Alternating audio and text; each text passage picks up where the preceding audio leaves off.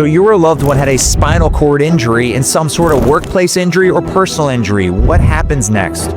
Obviously, I'm so sorry if you are going through something this serious. This is definitely a catastrophic case, and I really hope that this is not something you're going through, but if you are, there's a lot to navigate. When it comes to a spinal cord injury, you're very likely going to have an injury that will last the rest of your life, will require physical therapy the rest of your life, will require care the rest of your life, and all of these things are factored in as damages in your case. In a personal injury case, there are really two factors to it. Number one, liability, who is at fault, so you're going to need to prove that it wasn't your fault. And in some states, if you're 1% at fault, you can't recover.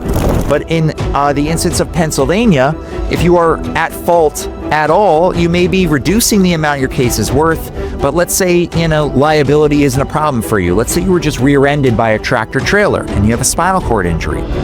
You are done with liability. The next factor is damages. How much is the pain and suffering worth?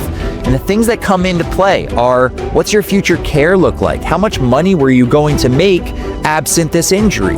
What's the kind of care going to cost? How many surgeries or types of physical therapy are you going to require? All of these future medicals are all calculated and then factored in for a jury to decide how much you should be worth. These are the cases that can tend to be the biggest outcomes because you're gonna, with a good likelihood, if you do survive and you have these issues, you're gonna have a dramatic amount of care required. So multiple $1 million may be just enough to pay for your care the rest of your life.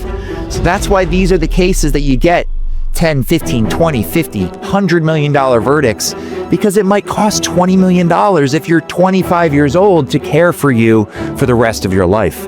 So these are really serious, catastrophic injuries. I hope you never are dealing with them. But if you do have any questions, my firm does help people who are going through this kind of thing. Make sure to follow for more personal injury and workplace injury content.